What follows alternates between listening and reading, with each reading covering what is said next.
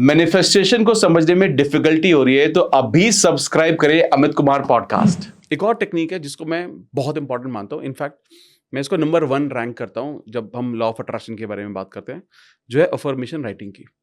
बहुत सारे लोग बोलते हैं कि मैं अफर्मेशन राइटिंग करता हूँ, जो टेक्निक आप बता रहे हो 10x3 भी करी, मैंने 555 भी किया, मैंने 369 भी कर दिया, लेकिन मेरी जो विशेष हैं वो पूरी नहीं हो रही। तो क्या कारण हो सकता होगा? इसको ना बहुत बहुत बेस पे जाके हम समझते हैं, ठीक है, बहुत सिंपल वे में जाके समझते हैं। मुझे एक बात बताओ मिस्टर, मुझे एक ऑफर मिला है, कल मुझे जाना है, हमारे जो प्राइम मिनिस्टर हैं श्री नरेंद्र मोदी जी, उनसे मिलना है, और जो भी मेरे स्टार्टअप्स को लेकर जो भी मुझे फंडिंग मिलनी है सब कुछ पूरी हो जाएगी, तो मैं जाऊंगा सुबह, नहीं मिलने जाऊंगा? हाँ बिल्कुल जाओगे आप। अच्छा, क्या लगता है मैं कैसे जाऊंगा मिलने के लिए? बिल्कुल तैयार होके जाओगे आप, बिल्कुल तैयार होकर अच्छे से। हाँ अप टू डेट, नया शर्ट, नया बिल्कुल, पैंट, बेस्ट, नया blazer, best of the best, correct है। बेस्ट ऑफ द बेस्ट जाऊंगा। हाँ। और बेस्ट ऑफ द बेस्ट गाड़ी में जाऊंगा, पूरी एकदम पूजा वूजा करके, टीका वीका लगा के, दही नहा खा धो के। जो जितने रिचुअल होते हैं सब करके। क्योंकि मेरे सब कुछ पूरे होने वाले हैं। हम्म। मुझे ये बताओ, जब प्रधानमंत्री से मिलना है, जब किसी बड़े आदमी से मिलना है, तो आप इतने एफर्ट्स लगा रहे हो। जब उस प्रकृति से मिलना है, उससे मांगना है, सुबह उठे लिखना है यार, लेकिन अरे यार ये कौन सा तरीका है? कहाँ हो तुम? क्या फिजिकली मेंटली दोनों तरह से अवेलेबल हो? अफर्मेशन लिखना होता भाई, मैंने रखे हुए बंदे लिख देंगे मेरे लिए, तो वो लिख देंगे। अगर मुझे लिखना है तो हमारे जो बड़े बुजुर्ग कह के गए हैं, जैसे बचपन में अगर आप अपने पिताजी से पूछें, मैं अपने पेरेंट्स से पूछूं, तो पहले शुरू से बोला जाता था कि अगर आपको याद करना तो लिख कर याद करो। सही। कोई तो कारण होगा, कोई तो रीजन होगा क्यों लिखवाया गया होगा।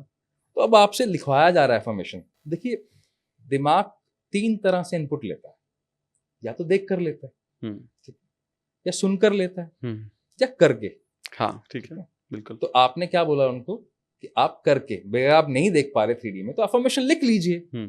अफर्मेशन लिखते वक्त अगर आप बोल लेंगे तो 2 आपने इनपुट्स ले लिए, तो ब्रेन में 2 बातें आपके 2 तरीके से आपके ब्रेन में वो बात जा रही है।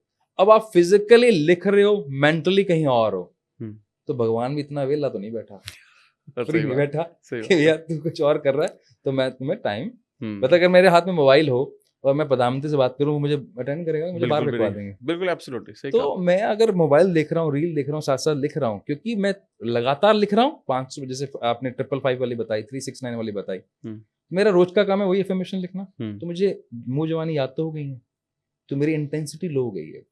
और मैंने साथ में टीवी चला रखा है, साथ में अपनी वाइफ से, गर्लफ्रेंड से या अपने बच्चे से बात कर रहा हूँ, तो मेरा ब्रेन का मैक्सिमम हिस्सा वहां चला गया। अगर आप ब्रेन को और डीप में समझें, अगर आप कुछ पढ़ रहे हैं और पीछे अगर आपके लिरिक्स ला दें, तो न्यूरो साइंस ये बोलती है आप पढ़ नहीं सकते, क्योंकि आपका ब्रेन अब कंज्यूम कर रहा है उस वर्ड्स को जो पीछे लिरिक्स चल रहे हैं, और ब्रेन उसको प्रोसेस कर रहा है अब समझने के लिए सबकॉन्शियसली। और अब आप पढ़ रहे हो, वो आपको लग रहा है, तो फिर आप बाद में क्या बोलती हो कि मुझे याद नहीं मैंने क्या पढ़ा है, मुझे याद ही नहीं है, मुझे याद क्या, याद ही नहीं रहता। बहुत सारे लोग बोलते हैं लेकिन म्यूजिक के साथ पढ़ाई में कुछ करना अच्छा लगता है। म्यूजिक सर, लिरिक्स में। अच्छा अच्छा अच्छा, ओके ओके ओके, यानी कि आप म्यूजिक देखो, शब्दों को समझना ब्रेन का काम है, तो ब्रेन का एक इंपॉर्टेंट हिस्सा टेम्पोरल लोब वहां बिजी हो गया उस शब्द को जो पीछे चल रहा है, क्योंकि आप उससे इमोशनली कनेक्टेड हो, गाने से तो कनेक्टेड हो ना, रीडिंग से तो कनेक्टेड नहीं हो। ऐसे ही जब आप अफर्मेशन लिख रहे हो, अब पीछे कुछ और चल रहा है, तो आपने अपनी इंपॉर्टेंट सेंसेस, कान को और आंखों को कहीं और बिजी कर दिया। अब खाली आपके हाथ लिख रहे हैं भाई, आप नहीं लिख रहे हो। तो ये वैसा ही है जैसे आप साइकिल चलाते हो, बाइक चलाते हो, कार चलाते हो, तो अपने आप ही चलती है, आपके याद तो ना रखते हो अब मुझे पैर दबाना है, मुझे गियर लगाना है, तो ऐसा तो नहीं करते ना, क्योंकि आपकी वो मसल्स मेमोरी में चला गया। और अगर अफर्मेशन आपकी मसल्स मेमोरी में चलेगी ये दोस्त, तो वो कभी पूरी नहीं होने वाली। ये बहुत सही एक्सप्लेनेशन आपने दी है, और थोड़ा मतलब एक साइंटिफिकली मैं उस पॉइंट को समझने की कोशिश कर रहा हूँ। मेरे को समझ में भी आ रहा है कि यार एक्चुअली में हम बार बार लोगों को यही बोलते हैं कि यार इमोशंस तो इम्पोर्टेंट है। आप अगर सिर्फ मैकेनिक्स कर रहे हो तो बहुत गड़बड़ है। और ये जो आपने ये जो म्यूजिक और लिरिक्स वाली आपने बात समझाई है, ये बहुत लोग पूछते हैं, बहुत सवाल है कि मैं अफर्मेशन चला दूं पीछे क्या, फिर मैं इसको अफर्मेशन करता रहूं या कुछ विजुअलाइज करता रहूं, तो मतलब द आंसर इज नो, नहीं, बिल्कुल नहीं। देखो ब्रेन है, दिमाग को हमें बहुत बचपन से में एक चीज सिखाई जा रही है, ब्रेन को एक काम एक बार में करवाओ।